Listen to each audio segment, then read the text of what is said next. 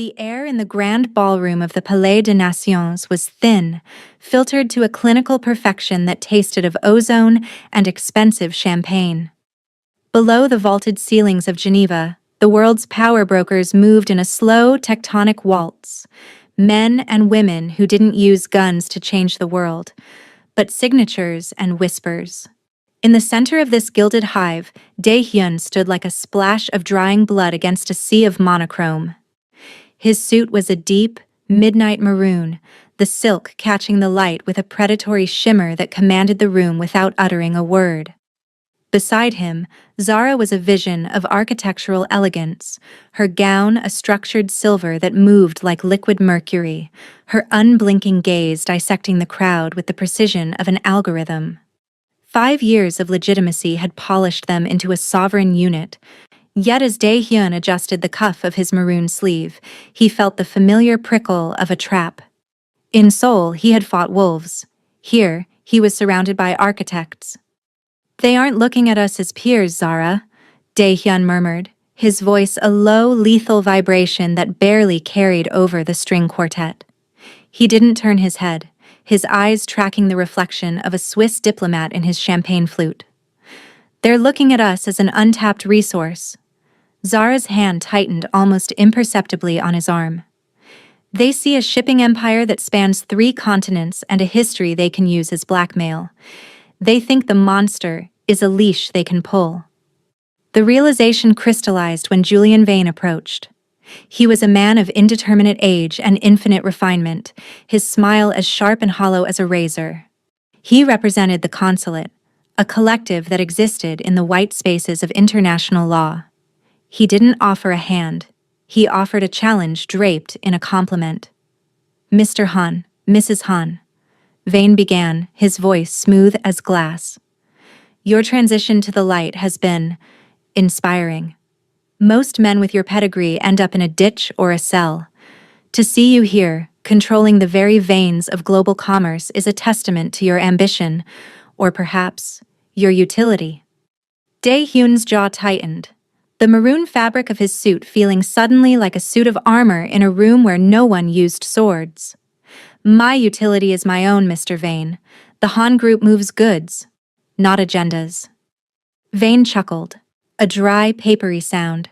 He leaned in closer, the scent of his cologne something ancient and cold. "You misunderstand the nature of the room, Dae-hyun.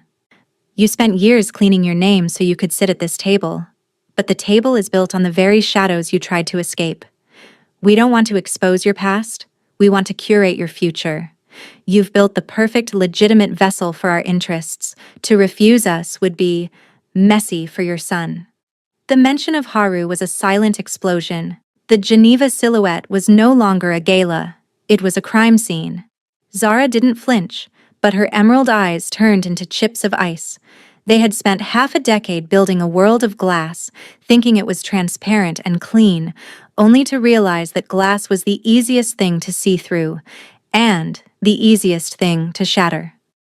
As Vane drifted back into the crowd, leaving them standing in the center of the marble floor, the maroon of Dae-hyun's suit seemed to darken. The trap was set, and their legitimacy wasn't a shield, it was a target. The global elite didn't fear the monster of Seoul. They had been waiting for him to get clean enough to be used. "We aren't leaving," Zara whispered, her voice a promise of war. "We're going to show them that a monster in a suit is still a monster." The return to Seoul felt less like a homecoming and more like a tactical retreat into a bunker made of glass. The penthouse, once a sanctuary of soft silks and nursery rhymes, had aged into a silent museum of power. Haru was 5 years old now, a quiet boy, with his mother's unblinking emerald gaze and a shock of hair that promised to turn the same haunting silver as his father's. He did not play with the erratic energy of other children. He moved through the vast minimalist halls with a deliberate, haunting grace that made the seasoned security detail straighten their ties in his presence. Dae-hyun stood by the floor-to-ceiling windows of the study, his maroon suit jacket draped over a chair, watching his son through the open door. Haru was sitting at the massive mahogany table in the dining room, but he wasn't coloring. He was dismantling a complex mechanical watch, a rare vintage piece Dae-hyun had left on the sideboard.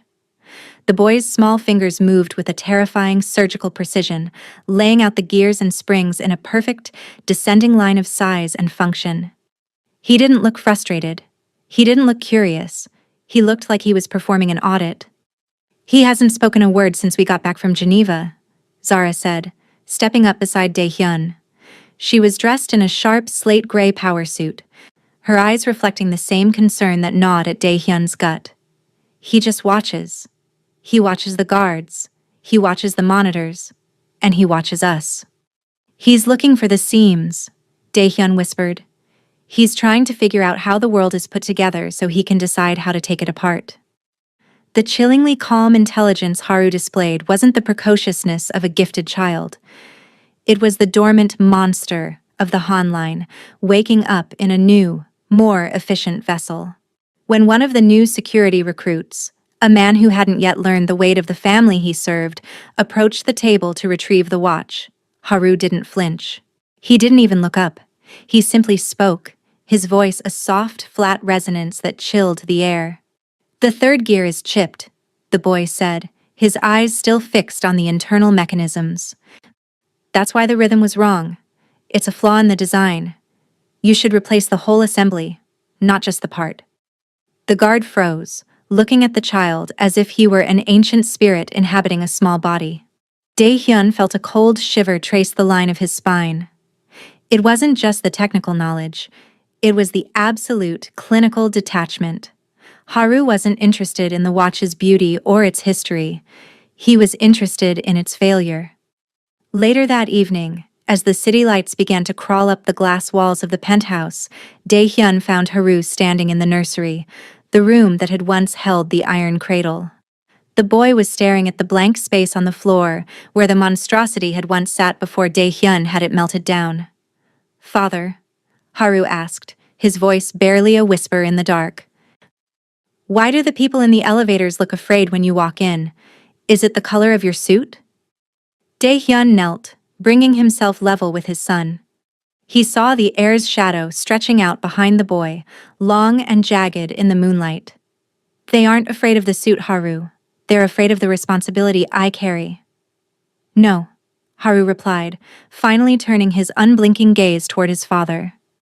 A small knowing smile touched his lips, one that didn't reach his eyes. "They're afraid because they know you can see the chips in their gears, just like I can." Dae-hyun pulled the boy into a hug, but the warmth felt one-sided. Haru didn't pull away, but he didn't lean in either. He remained still, a silent observer of his father's heartbeat. The world Julian Vane had described in Geneva, a world where they were assets to be managed, was already manifesting in their own home. Their son wasn't just an heir to a shipping empire. He was an heir to a darkness that legitimacy couldn't wash away. The shadow was growing, and as Haru looked over his father's shoulder at the city below, it was clear he wasn't looking for a playground. He was looking at a map. The silence of the penthouse at 3 a.m. was not a peaceful one. It was the heavy, pressurized quiet of a deep-sea trench. Zara sat in the glow of 6 panoramic monitors, her face bathed in a flickering ultraviolet light that made her emerald eyes look like gemstones submerged in water. She was no longer the elegant hostess of Geneva or the watchful mother of the afternoon. She was the architect, Dian, and she had found a rot in the foundation of her greatest creation. For months, the Han Group's global logistics software, a proprietary system she had designed to be the most secure encryption layer in the shipping world, had been performing with uncanny, perfect efficiency. Too perfect. Her fingers flew across the glass interface, peeling back layers of code that she had written with her own hands. At first, it appeared as a minor latency in the Singapore to Rotterdam route.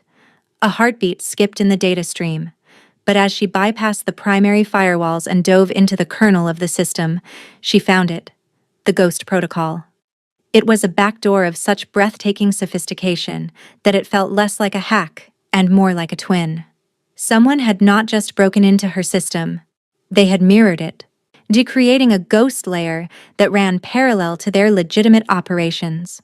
While the Han Group's manifests showed crates of medical supplies and luxury electronics moving across the oceans, the ghost layer was piggybacking on those same vessels, using the Han Group's diplomatic green channel status to move cargo that didn't exist on any legal ledger.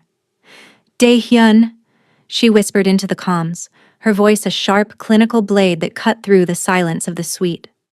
Minutes later, he appeared in the doorway, the deep maroon of his silk robe catching the blue light of the screens. He didn't ask if she was sure. He saw the way her jaw was set, the unblinking intensity of her focus. He moved to her side, his hand resting on the back of her chair, his gaze following the cascading lines of red code that were now beginning to flag unauthorized access points in real time. "It's Julian Vane," Zara said, her voice dropping to that low, lethal vibrato. "The consulate didn't just want to use our ships. They've already turned our entire network into a Trojan horse. Every vessel we have at sea right now is carrying a shadow. If one of them is searched, if a single ghost crate is opened, the clean Han legacy ends in an international tribunal." Dae-hyun looked at the map, seeing the hundreds of tiny white dots representing their fleet, his fleet, now transformed into a swarm of potential landmines. The legitimacy they had sacrificed so much for was being weaponized against them. Vane wasn't just a predator. He was a parasite that had hollowed them out from the inside. "They used our own desire for transparency to hide their movements," Dae-hyun observed, his tattooed knuckles whitening as he gripped the chair. "They knew we wouldn't look for a ghost in a house we thought we had scrubbed clean." "I can't just shut it down," Zara said, her fingers pausing over a line of corrupted logic. "The protocol is hardwired into the navigation arrays. If I kill the ghost, I kill the ships. They'll lose power in the middle of the ocean, or worse, their GPS will drift into restricted waters. It's a dead man's switch, Dae-hyun. We are being steered by a hand we can't see." The Ghost Protocol was the ultimate insult to Zara's genius.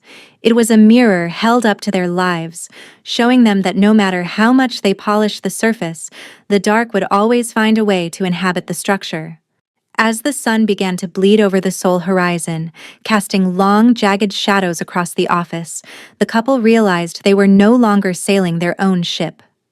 They were passengers on a ghost fleet, heading toward a destination chosen by a man who viewed their son as an asset and their honor as a joke.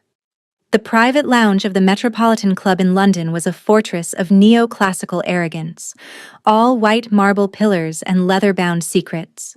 It was a space designed to make even kings feel like trespassers, yet as Dae-hyun crossed the threshold, the room's gravity seemed to shift toward him.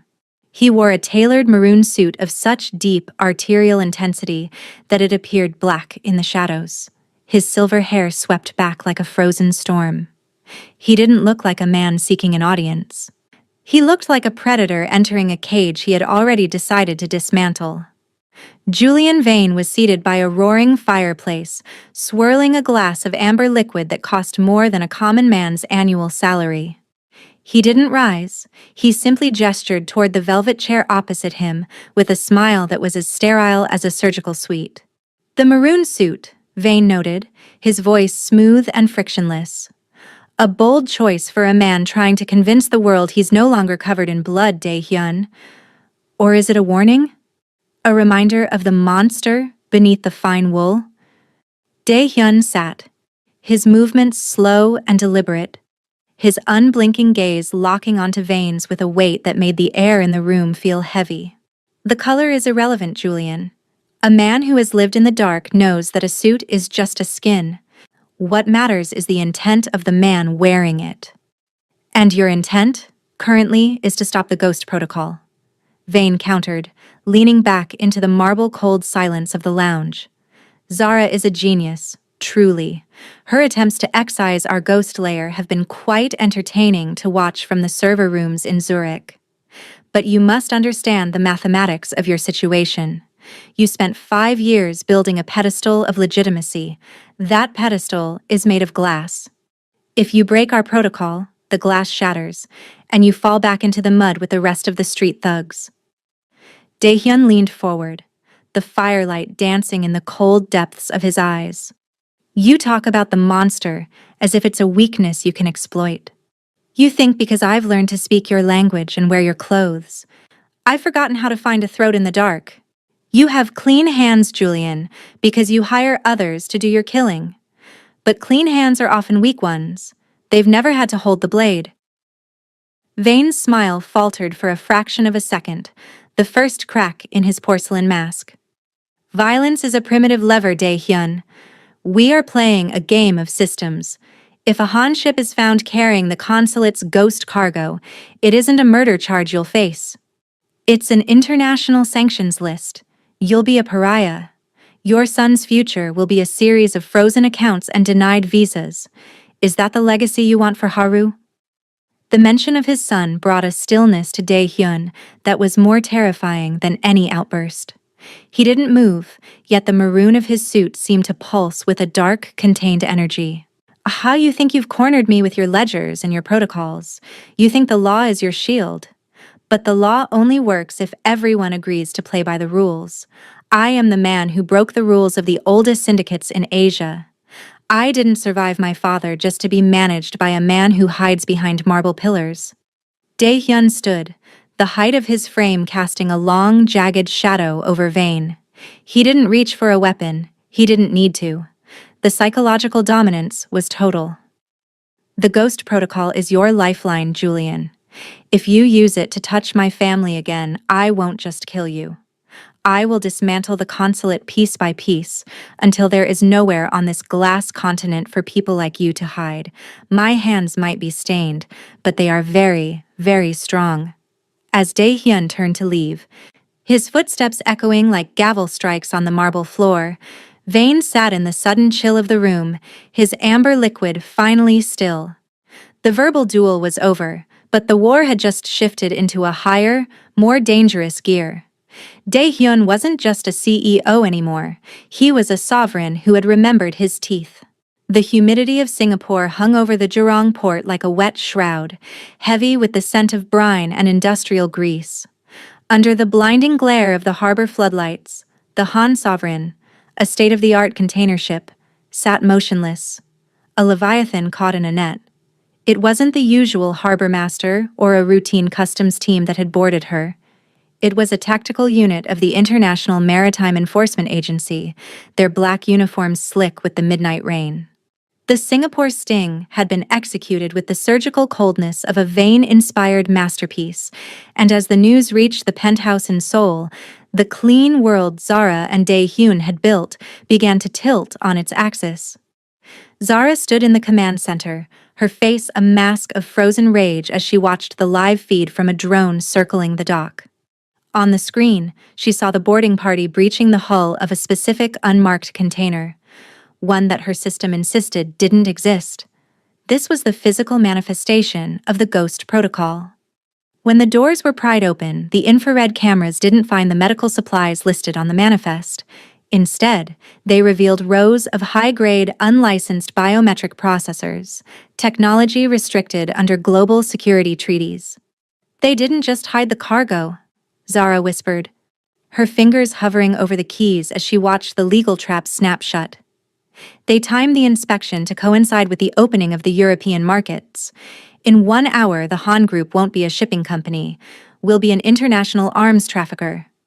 Dae-hyun stood behind her, still wearing the maroon suit from his flight back from London. The deep, blood-red fabric seemed to absorb the flickering light of the monitors, making him look like a shadow cast by the impending crisis. He watched as the captain of the Han Sovereign, a man who had served the Han family for 20 years, was forced to his knees on the deck, a rifle barrel pressed against his neck. Vane isn't just trying to ruin us, Dae-hyun said, his voice dropping into that terrifyingly calm register. He's forcing us to choose. Either we disavow the ship and let our people rot in a Singaporean prison, or we admit the Ghost Protocol exists and reveal that we've lost control of our own empire. The scandal was already spreading through the digital ether like a virus. News crawlers began to flash across the secondary screens. Han Group vessel seized in Singapore. Illegal tech shipment revealed. The stock price began its jagged, downward descent, a visual representation of their legitimacy bleeding out in real time. For 5 years, they had played the game of transparency, but Vane had used that very transparency to build a stage for their execution. Zara turned from the screen, her unblinking gaze meeting Dae-hyun's. If the IMEA traces the encryption back to my server, they won't find Vane's ghost. They'll find my signature. He's made it look like I designed the back door for our own profit. Then we stop playing the victim, Dae-hyun replied, his hand resting on the hilt of the silver-plated pistol he had reclaimed from the safe. Vane thinks he can win this with a press release and a tactical team. He's forgotten that the only thing more dangerous than a monster in the dark is a king with nothing left to lose. As the sirens wailed across the Singapore docks and the world began to scream for answers, the couple stood in the silence of their high-tech fortress. The sting was meant to be the end of their era, but as Dae-hyun looked at the drone feed of his ship being occupied by foreign boots, the monster didn't just wake up, it evolved. The battle for the Han sovereign was lost, but the war for the glass continent had just become personal. The penthouse felt less like a palace and more like a panopticon as the digital walls began to close in. Outside, the world was screaming for an explanation for the Han sovereign, but inside the sanctum of the command center, Zara had entered a state of absolute icy stillness. She had traded her silver gown for a black silk shift that made her skin look like marble, her fingers poised over the keyboard like a concert pianist preparing for a dirge. To save the legacy she had built, she had to return to the place she had spent 5 years trying to forget. The dark, unmapped corridors of the deep web where her legend as the architect had first been forged. The burden of her genius was the knowledge that her own perfection was being used as a shroud. Vane hadn't just used a back door. He had woven the Ghost Protocol into the very core of her original source code, making it look as though the betrayal was her own design. To prove the consulate's interference, she had to descend into the shadow net, an anonymous layer of the internet where state secrets and human lives were bartered like commodities. It was a place where legitimacy was a joke, and her public reputation, the carefully curated image of the visionary corporate leader, would be the first thing to burn if she were detected. If the authorities catch me in these servers, Dae-hyun, it won't matter what I find, Zara said, her voice a low, steady frequency that belied the tension in her frame. A CEO caught in the shadow net is a CEO who is already guilty. I'm stepping off the map. Dae-hyun stood behind her, his maroon suit jacket discarded, his tattooed arms crossed over his chest. He was the physical wall between her and the world, but he couldn't protect her from the data. Go, he rasped. I'll handle the board. I'll give them enough blood to keep them from looking at your screens. As she dove deeper, the monitors transformed into a chaotic rain of crimson and black data. She bypassed encrypted relay nodes in Talon and ghost servers in the Caymans, her mind moving faster than the flickering light could track. She felt the weight of the architect's burden, the terrifying realization that her software had become the nervous system for a global conspiracy. Every time she encountered a firewall, she recognized the signature. Vane hadn't hired a hacker.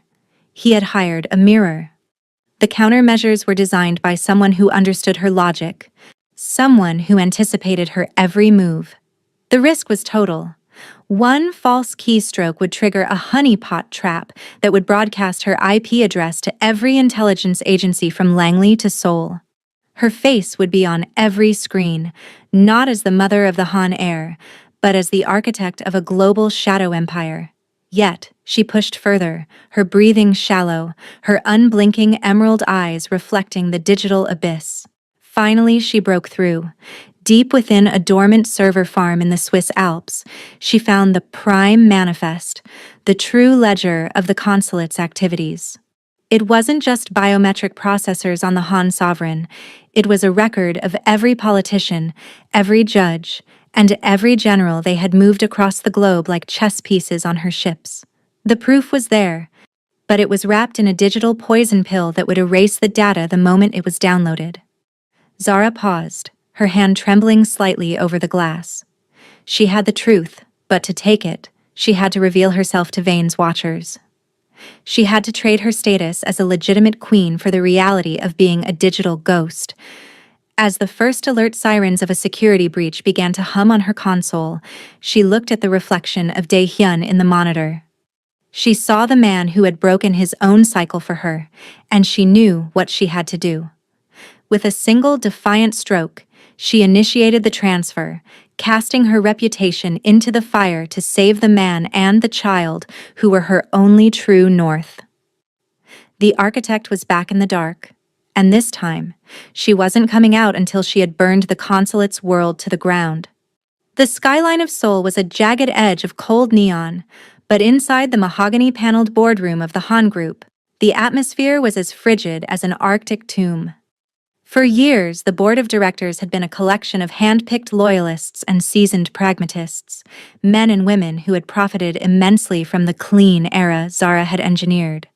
But as the clock struck midnight, the air in the room shifted. The loyalty that had been purchased with dividends and growth was being systematically dismantled by an invisible, global hand. This was the silent coup, a war fought not with suppressed pistols or tactical teams, but with stock buyback notifications and predatory shell companies.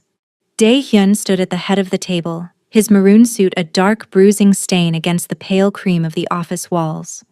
He did not sit. To sit was to acknowledge the authority of the ghosts in the room. He watched as the directors filed in, their faces pale, their eyes refusing to meet his. These were people he had protected from the street wars of the past, yet they arrived tonight looking like condemned prisoners. "You've been busy," Dae-hyun said, his voice a low, rhythmic vibration that seemed to make the heavy glass of the boardroom table hum. He didn't look at the paper manifests. He looked at the sweat on the brow of Director Min, the most senior member of the board. "I've seen the transaction logs. A firm out of Luxembourg, another out of the British Virgin Islands, a systematic sweep of the majority shares. You didn't just sell your stock, Min. You sold the ground we stand on." Min's voice was a thin, trembling reed. "They offered terms we couldn't refuse. Dae-hyun. And after the Singapore sting, the IMEA is breathing down our necks. The Han Group's reputation is a liability. The consulate promised stability. They promised to make the ghost disappear." "The consulate is the ghost," Dae-hyun replied, his unblinking gaze narrowing. He realized then that Vane's strategy was total. By creating the scandal in Singapore, the consulate had driven the stock price into the dirt, making the buyout not just possible, but inevitable. The legitimacy Zara had built was the very rope they were using to hang the family. Zara appeared on the large monitor at the end of the room, her image transmitted from her encrypted command center. She looked like a digital deity, her face lit by the ultraviolet glow of the shadow net. "They didn't just buy the shares, Dae-hyun," she interrupted, her voice a cold, sharp blade. "They've triggered a morality clause in the corporate charter. By linking the illegal tech in Singapore to the CEO's office, they've authorized an immediate vote of no confidence. They aren't just taking the company, they're stripping you of your legal immunity." The room went silent. This was the true endgame. If Dae-hyun was no longer the CEO of a global logistics firm, he was merely a man with a violent past and a collection of powerful enemies. The legal shield that protected Haru and their clean life was being dissolved in a series of digital signatures. "Sign the resignation, Dae-hyun," Min whispered, pushing a tablet across the marble surface. "Vane said that if you go quietly, the investigation into the Han sovereign will be diverted. The family stays safe. The boy stays in his school. Don't be the monster again. It's bad for business." Dae-hyun looked at the tablet, then at the faces of the men he had enriched. He felt the old, primal hunger rising in his blood, the desire to lock the doors and ensure none of them ever saw the sunrise. But he looked at Zara's image on the screen, and he saw the data she had stolen from the Swiss servers. The consulate thought they had won because they owned the paper, but they had forgotten that a sovereign doesn't need a board of directors to rule. "You think you've bought a throne?" Dae-hyun said, his voice dropping into a register that made Min flinch. He didn't sign the tablet. Instead, He crushed it under his heel, the glass shattering with a sound like a breaking bone. But you've only bought a burning building. You can have the chairs and you can have the name. But the Han legacy doesn't live in a ledger. It lives in the man you were too afraid to kill. As the board members scrambled to retrieve their phones, realizing the silent part of the coup was over, Dae-hyun turned his back on them. The corporate war was lost, but the real war, the one where the maroon suit would be stained with more than just wine, was only beginning. The roar of the corporate world faded into the rhythmic, salt-heavy pulse of the Jeju Strait as the private helicopter banked toward the family's most secluded asset. The island sanctuary was a jagged tooth of volcanic rock and lush cedar, rising from the emerald waters like a secret held by the earth itself. To the international press, it was a billionaire's hideaway. To Dae-hyun and Zara, it was a killing box. They had retreated here not to hide, but to force the consulate into a terrain where legitimacy was a dead language. As the sun dipped below the horizon, painting the sky in bruises of violet and gold, the island's high-tech defenses hummed to life. Haru sat in the center of the reinforced villa, his small hands steady as he helped Zara monitor the perimeter. He didn't ask why they were there. He simply watched the thermal feeds with that chilling, analytical silence that had become his hallmark. He was no longer just a child. He was the passenger in a war machine. The attack didn't begin with a bang. It began with the invisibility of the modern age. The consulate's mercenaries arrived not in loud boats, but via subsurface gliders, clad in adaptive camouflage suits that blurred their silhouettes against the jungle foliage. They were ghosts of the digital era, equipped with heartbeat sensors and acoustic dampeners that made them nearly silent. But the maroon of Dae-hyun's suit had been replaced by tactical black, and his eyes had returned to the cold, predatory focus of the mountain. "They've breached the southern cliffside," Zara whispered, her fingers dancing over a holographic display that flickered with the movement of displaced air. 4 signatures. They're using cloaking tech that bleeds into the ambient heat. To the sensors, they're just warm wind. Dae-hyun stood in the shadows of the veranda, a suppressed rifle slung over his shoulder. He didn't look for the men, he looked for the patterns. He knew that even a ghost had to disturb the grass, and even a shadow had to breathe. "Let them come closer," he rasped, his voice a low vibration that seemed to harmonize with the crashing waves below. Vane wants to prove that his technology can hunt a legend. He's forgotten that a trap only works if the prey doesn't know it's a cage. The game of cat and mouse unfolded in the velvet dark of the cedar groves. The mercenaries moved with clinical efficiency, leapfrogging toward the villa, confident in their invisibility. They didn't see the tripwires made of monofilament wire, nor did they hear the soft click of the directional claymores Zara had repurposed from the old Han armory. When the first explosion blossomed, a silent, localized burst of shrapnel, the invisibility of the consulate was shattered. Dae-hyun moved through the trees like a wraith, his knowledge of the island's geography, a weapon that no software could counter. He appeared and vanished, a dark shape in the periphery of their night vision goggles.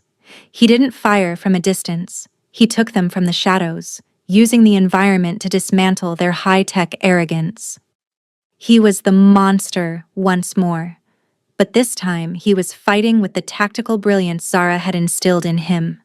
Inside the villa, Zara watched the HUD as the 4 red dots vanished one by one. She felt the architect's burden shifting.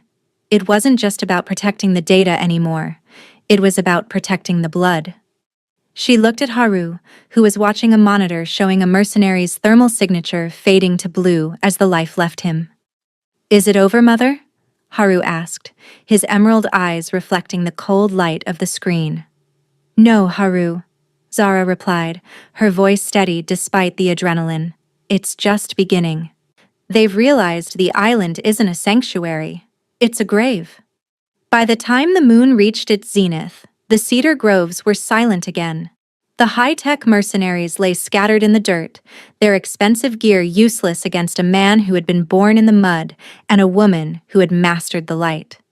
But as Dae-hyun stepped back into the villa, his chest heaving, his gaze met Zara's. They both knew the consulate wouldn't stop with a single squad. The island had held for now, but the world was still watching, and Vane was still holding the keys to their reputation. The sacrifice was coming, and it would have to be total. The aftermath of the island skirmish left a scent of ozone and iron that clung to the air, a reminder that the clean world was an illusion they could no longer afford. To save the Han name, Dae-hyun realized he had to become the very thing the world feared most, a ghost of the past summoned to haunt the present. He stood in the dimly lit armory of the villa, the maroon silk of his suit sleeves rolled back to reveal the intricate, coiled dragons of his heritage. He wasn't just preparing for a fight, he was preparing a performance for a global audience of one. "If I do this, Zara, the footage will be everywhere," Dae-hyun said, his voice a hollow echo against the stone walls. "The world won't see a CEO defending his family, they'll see the monster of soul finally reverting to his true nature. The stock will bottom out. The board will have their proof." Zara stepped into the light, her eyes reflecting a fierce, tragic understanding. She held a tablet that was already broadcasting a secure, encrypted feed to Julian Vane's private servers. "Vane won't come out for a businessman. He'll only come out to witness the collapse of your soul. He needs to see you break, Dae-hyun. He needs to see you become your father so he can claim he was the one who civilized the Han legacy." The sovereign sacrifice began at dawn. Through a series of carefully staged leaks and hacked surveillance feeds, the world watched as Dae-hyun seemingly snapped. He bypassed the legal channels, appearing at a consulate-linked black site in the suburbs of Incheon. On camera, he moved with a brutal, unrefined ferocity that bypassed tactical grace for raw terror. He didn't use the surgical precision of his recent years. He used the blunt force trauma of the old syndicates. He tore through the consulate's mid-level assets, so leaving a trail of wreckage that looked like the work of a madman, not a sovereign. The media erupted. The Han reversion became the headline of the hour. In London, Julian Vane watched the feed with a growing sense of triumphalist glee. He saw Dae-hyun standing in the ruins of a warehouse. Blood, whether his own or another's, it was impossible to tell, staining the sleeve of his maroon suit. To Vane, this was the ultimate victory. He had stripped the Han family of their sophistication and forced them back into the dirt. "He's broken," Vane whispered to his associates, his fingers hovering over the glass of his desk. "The legend is dead. Now, we go in and finish the audit. We take the company, we take the boy, and we erase the father." Lured by the scent of a dying god, Vane finally broke his own rule of anonymity. He boarded a private jet for Seoul, intending to oversee the final liquidation of the Han Group in person. He believed he was going to a funeral. He didn't realize he was walking into a theater. Back at the penthouse, Zara watched the tracking data on Vane's flight with an unblinking gaze. Every savage act Dae-hyun had performed was a calculated breadcrumb, a piece of digital theater designed to trigger Vane's arrogance. The blood on Dae-hyun's suit was a costume. The rage in his eyes was a mask. By pretending to lose his humanity, he had gained the only advantage that mattered, Vane's physical presence. Dae-hyun stood in the center of the dark penthouse, waiting for the arrival of the man who thought he had won. He looked at his hands. They were steady, despite the violence he had just pantomimed. He had sacrificed his reputation, his public face, and perhaps his future in the light, but as he heard the distant hum of an approaching motorcade, he knew the trade was worth it. The monster was a role he could play, but the father was the man he would die to protect. The glass doors of the penthouse didn't shatter when Julian Vane entered. They slid open with a quiet, expensive hiss, welcoming the victor to his new kingdom. Vane walked into the dim expanse of the living room with the gait of a man who had already seen the end of the movie. He was flanked by two silent men in charcoal suits, their eyes scanning for a threat that Vane believed had already been neutered. In the center of the room, seated in a high-backed leather chair, Dae-hyun waited. The maroon of his suit was dark, almost black in the twilight. and he looked every bit the ruined king the cameras had portrayed, exhausted, blood-spattered, and defeated. The performance was spectacular, Dae-hyun, Vane said, his voice echoing with a hollow, cultured warmth. He came to a halt 5 paces away, his hands folded neatly in front of his pristine suit. The world thinks you've lost your mind. The IMEA has a warrant, the board has a replacement, and your son. Well, Haru will be raised by the consulate now, a clean slate for a brilliant mind. Dae-hyun didn't move. He didn't even look up. You talk about the world as if it's a ledger you've finished auditing, Julian. You think because you own the headlines, you own the truth. I own the consequences, Vane countered, a thin, sharp smile cutting across his face. And the consequence of your reversion is that you are no longer a sovereign. You're just a ghost in a very expensive suit. Then you should have looked closer at the ghosts. A voice drifted from the darkness behind the monitors. Zara stepped into the light, her face a mask of absolute, terrifying calm. She held no weapon, only a small, obsidian-black tablet. You came here to witness a collapse, Julian, but you're only witnessing a transfer of data. She tapped the screen. Suddenly, every monitor in the room, and, as Vane's phone began to vibrate frantically, every screen in his network, erupted into a cascade of light.